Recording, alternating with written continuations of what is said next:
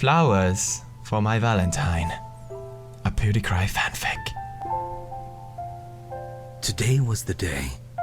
No going back on plans. Pewdie was going to come out and confess his love for Cry with a gift.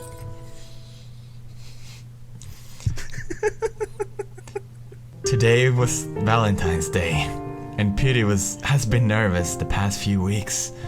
Would Cry reject his gift and love? Or will he feel the same way? Pewdie sighed.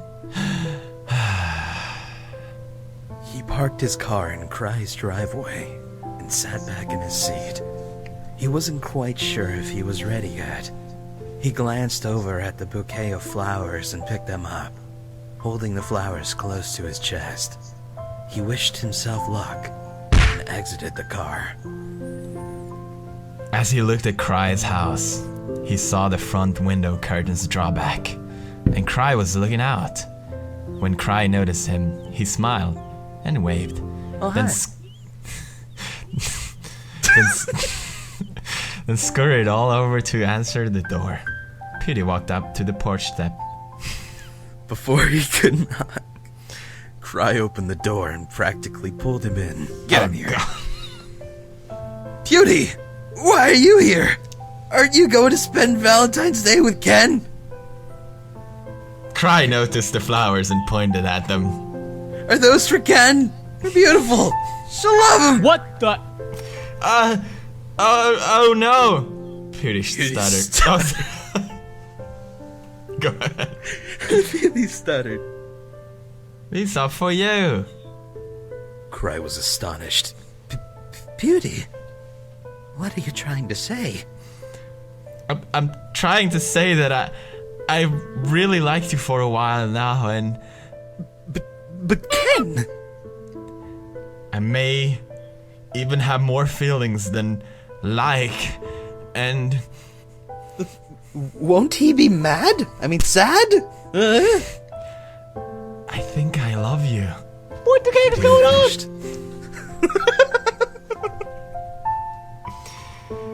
Cry opened his mouth as to say something, but quickly shut it. He studied the bouquet closer and took it out of whatever. The bouquet! I'm sorry. God! Bouquet closer and took it out of Pewdie's hands hesitantly. Hesitantly. There you go. Shut up! Okay! Pewdie, I'm flattered, I really am, but I have to ask about... I left Ken. Pewdie stared down at the floorboards, twiddling his thumbs. Why would you leave him? You two were so happy together. Well, at least it seemed like it. Pewdie looked up at Cry, staring into his eyes. I left her for you. What? I mean him. Pewdie stepped closer to Cry, grabbing the flowers and setting it down somewhere nearby before.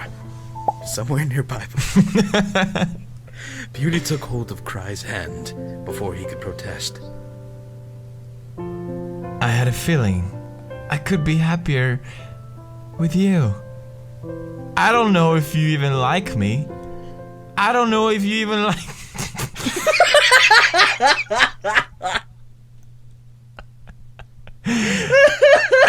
I don't even know.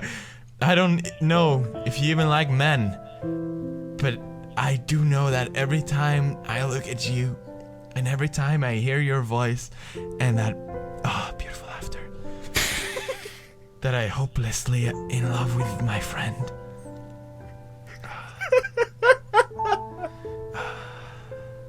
Go ahead, Cry. Finish it. Cry continued to stare at Pewdie. His face was flushed pure red. Cry glanced down at Pewdie's hands, which were intertwined with his. Pewdie stared back at him, eyes full of hope.